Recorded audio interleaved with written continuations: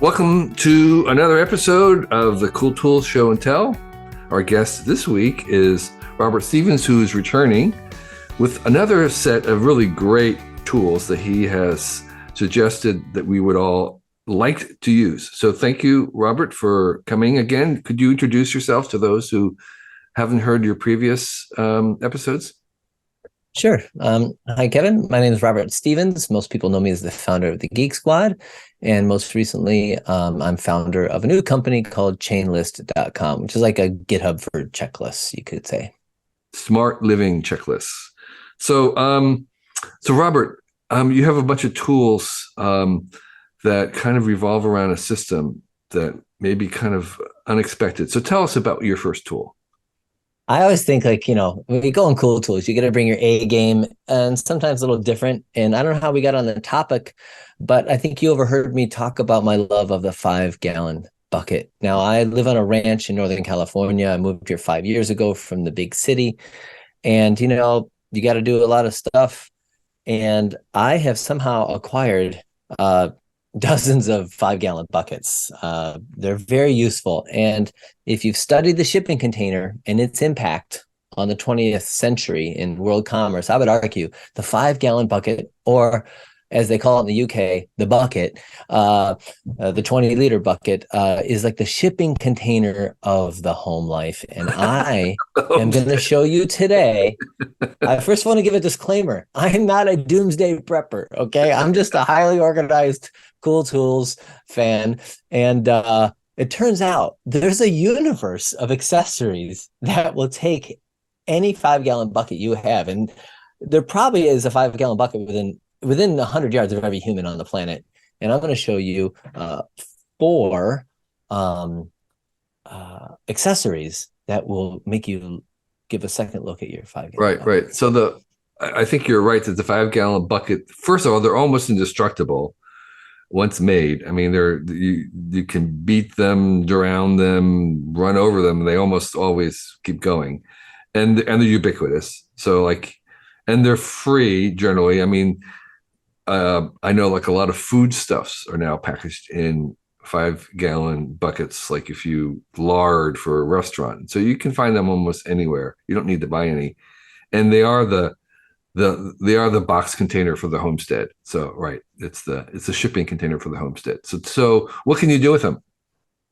Well, okay, so I made a list before I get into my things. I made a list of things that I use them for around the place. They're project buckets. So sometimes I go repair a fence or go out with my wife for gardening. She uses it just to put the weeds in it before she dumps them out. So they're good for single projects. Sometimes you have a project that lasts a week or two. So I throw the tools that I'm using for that project in there and I can carry it around. So it's really easy. But the idea though is you have project centric. It's a way to contain a project. Like if you're working somewhere, you don't want to leave. You're not done yet, so everything goes into the bucket, and that is the project container for that bucket. I mean, for that project. Yeah, like if I'm fixing something and I need a pair of pliers and a hammer and blah blah blah, I can throw all that in a bucket, and I don't put the stuff back until that project is done. Right. Now, my wife will complain that I have about 6 buckets of open projects around the place, but eventually everything does get done. Storing charcoal is one of my favorite uses, because you buy the bag of charcoal, you're not using it all on the day you do the barbecue. So you end up with a half a bag of charcoal. And if you don't store it properly, the bag can get moist, and that can kind of ruin the charcoal. Yeah. So keeping things dry. The other thing I use it for is sometimes I have to repair a bathroom tile, and I open a bag of mortar. Now, mortar, if you leave that bag in the garage, it's going to slowly absorb moisture and it will harden, and then you'll ruin it. And I don't like to waste things. And so I've found, miraculously, I've got a bucket in the barn, and it's half full of cement powder, and it still is brand new. It hasn't clumped together at all. The bucket does an amazing job of keeping things perfectly dry. So they're great for powder or charcoal, other things that need to stay really dry. Let's see. And they're good for removing snakes. My neighbor had a rattlesnake the other day. A lot of people just wanted to kill them, but I love snakes. Are so useful for eating rodents that I'll show you one here in a minute. it has a special kind of lid, so they're good for transporting things. So without killing them, then you can relocate them safely. And they make great seats if you're out in a picnic or out in the field and you're tired. And one of the accessories I'll show you is good for turning into. Okay, so show us some of these accessories. All right, so I could only go with 4 because there's so many. So the first one I'm going to show you is the bucket topper. Now, here's your standard 5-gallon bucket, but this is the topper. Wow. So it's a lid, but it's a lid with storage. So cool. you've got 2 compartments, and they even come with removable. So I mean, come on, for this price, and you can keep screws in the bottom of it. And what's nice is that this makes it a bench. So when you're out in the field, you can sit on it. So the topper. The first one. Does it have a name? It is called the bucket topper and organizer. That's literally I copied and pasted the 5-gallon bucket world is not known for their eloquence and prose, but or their branding. I'll warn you, all of the names, these are the actual names, they're all pretty much the same. Bucket topper, bucket organizer. Yeah. And about how much is that running? The organizer. All of these items I think are $5 to $10. This one, now this is good quality plastic. This might be $20, $30. It's made by Plano. They're a known brand. They're pretty good. So love this thing because again, it's just you're getting more out of your cubic inches here. Right. And it doesn't interfere with the handle, right? You can still handle the bucket still works. That's right. Goes around. No, that's I'm glad you brought that up. That's crucial. It doesn't make my list if you can't use the friggin' handle on it. Right, you got to be able to carry these things around. By the way, little bonus tip since you brought up the handle. Okay. I don't want to see you throw out your bucket when the plastic handle breaks off. Guess what that is? A hose. It's an old garden hose. Makes a beautiful 5-gallon bucket handle. So there's your Martha Stewart tip for the day on that one. So the next one. Right. Next one is. Actually, forgive me because I want to remind myself of the listeners who don't see these things. So the topper was like about 3 or 4 inches high, and it was it's like a plastic organizer that fit into the top of the bucket about 5 inches or so, and then there were 2 hemispherical hinged tops. So the inside were these trays that you could put little things, tools and other stuff, without it falling down to the bottom of the bucket. So you can have like 2 layers. You could have stuff inside the bucket, and then you could have another top layer on top. Well, what's great about this is that if you're working on a project outside, you know how it is. It's Saturday night, it's 5 o'clock, you're tired, but you're not done. Well, a lid like this, your tools are inside, it still acts as a lid. And so water, if you leave it outside, nothing, if it gets rained on, it's going to rust. So it's really well designed. Yeah. And it just slips inset right into the top of the bucket. Right. So it does the job. It's a topper. It's a lid. It's an organizer. Right. It's really great. Okay. Well, thanks. That's perfect. So the next inside of that same bucket is number 2 item, also boringly called a bucket tool organizer.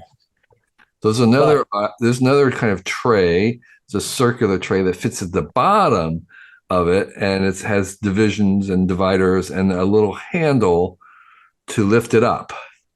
Yeah, clearly there's a lot of cobwebs in my barn, which is why I like lids for everything. But notice here, this thing is also, now to describe it for our non-viewers here or listening to this as a podcast, this is, it's the diameter of a 5-gallon bucket. It's about 5 inches tall. It's got a handle. Here's the beautiful part. They stack. You can get 4 of these in a single 5-gallon bucket. So I have one bucket just for my irrigation, which has all the fixtures for repairing hose gaskets, or the sprayers for the irrigation, the drip irrigation. the batteries for the automatic timers. So I have 4 of these stacked in a bucket. Oh my Super God. useful. This is maximizing Wow. any good shipping containers, always packing the ship full in every Right, shipping right. container, floor to That's ceiling. utterly So brilliant. stackability is key. And is that like a Rubbermaid? I don't think it's the Rubbermaid. It's on Amazon. It's Bucket Boss is the brand. Bucket Boss. Um, by the way, the other cool thing is it comes with it's got printed like a measuring thing in here and for pencils and tools. There's another model I have in your link of a bonus list of more than 5 accessories. I have another one that's red and they have holes in the bottom so it drains.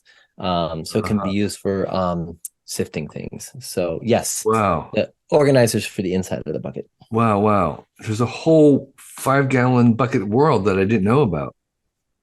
You could just do a YouTube channel, and I'm sure there are YouTube channels. But surprisingly, when I searched around, I just bumped into this because I did the asphalt thing in my driveway, and so they sell in these 5 gallon buckets. But I used like 70 of them. So when I was done pouring out the black asphalt liquid for retarring, it perfectly created this rubberized seal on the inside of all these buckets. I don't want to throw them in the trash, and they're really useful on a ranch. So then I started going, I got to use this stuff for stuff, and so well, you've seen them. I've got them all over my barn. Yeah. So, but yeah, I don't have time to do it, but somebody out there could just do a full-time YouTube TikTok channel on 5 gallon bucket world. Okay. Or 20-liter bucket world for our international friends. Yes. Next one. Now, even my wife, who normally doesn't get excited about these nerdy things, she took to this next one. This is the bucket tool organizer. And this is her. She actually loaned me her bucket. Now she does the gardening. I do the cooking. She does the gardening.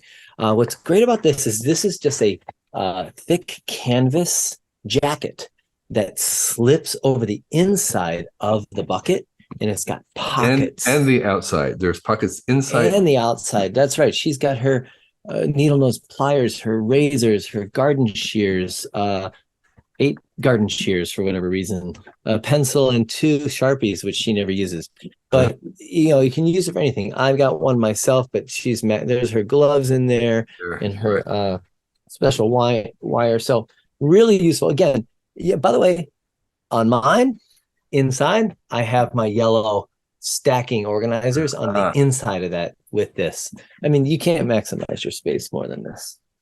Right. Yeah, that's really fabulous. So it's a little canvas apron for the bucket. It's probably called bucket apron, right?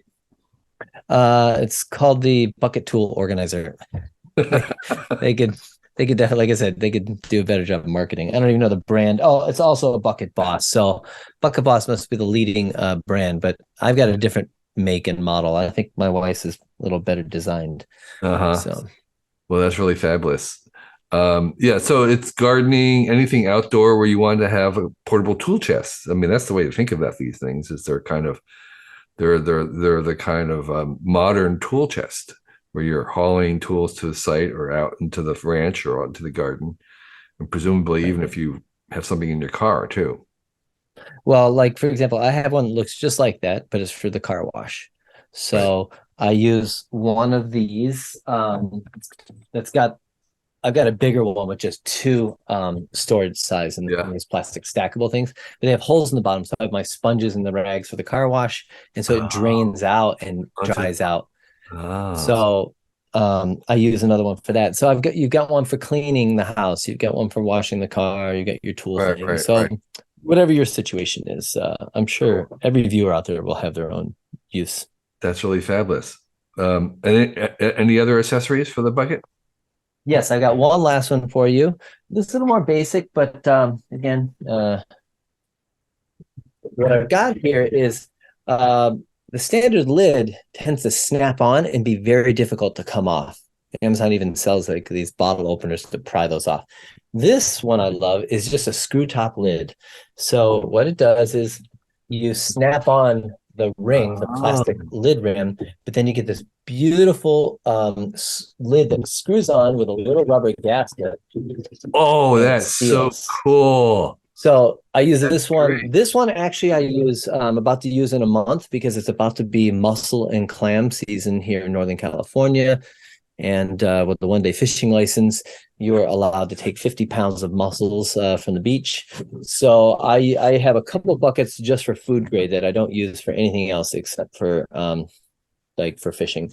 But I have another one like this for the rattlesnakes. So if we get a rattlesnake, we can gently put it in here and easily close the lid and we can safely transport it. So this is great for I use this one for the charcoal too, right? So things you need to get on and off. Snapping these lids, Right. it'll crack the lid after a while. So these are really inexpensive. I think I put a list in there. There's a pack of 4, and they come in different colors: red, black, white. That is so great.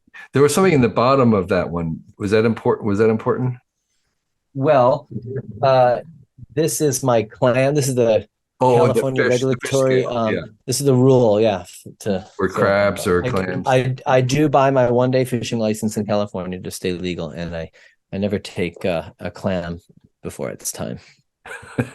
So, I really feel like of all the cool tools I've ever done, this is the most boring one, but I think the most useful one, perhaps. No, this is intention. I have the opposite reaction. I think this is the most exciting stuff because now I need all of those. That's my barometer. It's like, am I going to buy these? Yes, I need that screw-on cap to that thing and the interior organizers. Those are just brilliant. And now I've been honored to be on Cool Tools before, and I know I've never stuck to the 4 limit. There's always a bonus. And I'm not trying to shill Chainlist, but it is a checklist product. I made a bonus extended list for you. I've included the link that you can do. And if your viewers want to see all these links, as well as there's like 5 other accessories that made my list, and you'll find them in that chain list. Okay, cool. All right. You've talked about Chainlist before. It's this kind of smart living checklist rather than something that's static on paper that you can improve over time and be shared. But you have other passions. I know that you're very much interested in stationery. The stationery is on a piece of paper that's often has some kind of a monogram on them. Individuals used to have their own stationery that they would have printed up, and so they could send notes to. It's kind of retro in that way, but you have a really strong passion about it. Tell us about that world, the world of stationery. Yes, because I do need to prove to your audience that I'm not always here just to shill my latest startup. And again, one should bring their full creative self to the Cool Tools world. And I believe the second episode I've ever done of Cool Tools was all about calligraphy, stationery, good writing. In this day and age, when anybody can send a text message, if you really want to make an impression on somebody, send them a note with ink and a stamp. So, long story short, I first started getting interested in stationery when I was traveling on business, growing Geek Squad worldwide, and my children were under the age of 10, and I was gone a lot, and so I wanted to let them know I was thinking about them. So I started writing letters to them from the hotel stationery. And I started paying attention when I check into the hotel and ask them, do you have stationery? And I would notice there's a range of quality. And these days, I even went to a Ritz-Carlton a couple years ago in Denver, and they don't even have stationery anymore, which should be illegal, abominable for especially the Ritz brand. Anyway, I'm prone to really stupid projects, and I've started one that I'm just going to do because, well, people like you inspire me to publish everything. And so I'm working on, I want to rank the world's hotels solely based on the quality of their stationery, not the thread count, not the hotel bar. Yeah. And I've involved all my friends to say that when they travel and you go to a hotel, and I invite you and your viewers, because I got stationaryobject.com, both spellings I got. And I'm going to make no money on this, but I have been collecting stationery for years of there's beautiful hotel stationery. I even have one here. Hold on, I got to show it to you. This is from one of my proudest. It is from Skywalker Ranch Oh, wow. in Northern California. Yes, George Lucas has stationery. If you stay at Skywalker Ranch, like I was lucky enough. Now, his is beautiful because you see it's embossed. Lost. Beautifully letterpress embossed. So of course, I took some. You can see it there. There's the address in Northern California, and no watermark though. George, I know you can afford it. So how do we rank stationery? Well, your viewers are invited to submit them to me. Our friend Mariana Sanko was ensconced at the Soho Grand Hotel in New York. Very nice stationery, no watermark, not embossed, but it's nice. Very nice Italian pattern you can see here. Now, what I tell people is when you check into a hotel, say, do you have stationery? Most of the young kids at the desk will say, what's stationery? To explain to them. And then you ask for 2 sheets and 2 envelopes because I need a blank one, of course, for the Instagram feed and stuff like that. But the other one is you'll be included in my book in the future if you, on the second sheet, you write your review. And you're welcome to include your criteria. I'm going to judge the stationery and the cotton fiber quality, its paperiness. Does it have a watermark? There's, I think, the Peninsula Hotel in Singapore. I believe if you're a regular guest there enough, they will make letterpress printed station monogram for you if you're a regular guest. Wow. You pay for it. Is it you're okay free to include your own review of the hotel. Is it okay to fold the sheet that we send to you? Can you fold it? I'm not going to be picky. And by the way, I believe it's very easy. You're checking into the hotel while they're running your credit card. Say, do you have stationery? Put my address, which you'll find at stationaryobject.com. Put your review in the envelope, mail it to me, and I'm going to be scanning and posting on Instagram when I have free time. And one day I'm going to publish a book, and it's just going to rank the world's hotel stationery. You might think paper's going away. Is it just going to be replaced by these cheap notepads? Not if I can help it. Maybe I'll be the one that bring it back, and you'll know, and you can play a part in it. So everybody should have a stupid project that has no capitalist motive other than to have fun. And it's an excuse for me to stay in touch with my friends when they travel around the world, like when they go on perhaps trips to Japan, stay in interesting places. We'll think of each other, and you'll fill my P.O. box.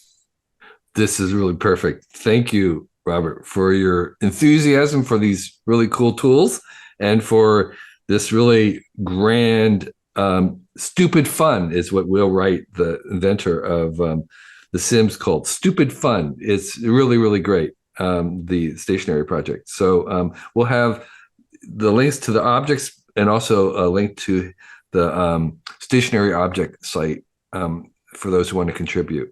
But again, Robert, this was really wonderful. It's such a pleasure to have you on. Each time you're telling me stuff that I have no idea existed, but should know. That's my kind of thing. Thank you so much. And we'll see you guys next time. We're glad that you enjoyed this issue of the Cool Tools Show and Tell. Just want to remind you that we have some other coolish material on our YouTube channel here. Please subscribe, comment, like. In addition, this Cool Tools Show and Tell is also available in an Audible podcast form. You can subscribe to it wherever you subscribe to other podcasts if you just wanted to listen. And if you're listening, know that there is a visual version of this on our YouTube channel where we're actually showing the tools, and there's a little bit more of a visual component there. In addition, the same folks that put us, the Cool Tools website out, we also put out a free newsletter every week. It's very, very short. It's 1 page or less. We recommend 6 very brief items that are very succinct, easy to read. You can deal with it in a couple minutes. And every week we bring to you the 6 cool things that we have uncovered and want to share. and it's called Recommendo with one M, recommendo.com. You'll be able to find it there. It's free. Join 50,000 plus other subscribers every Sunday morning. You'll get it in your email box. And it's actually one of the most popular things that we produce. But we do produce other newsletters as well. One of them is called What's in Your Bag. We have one that goes out to tools and tips for your workshop.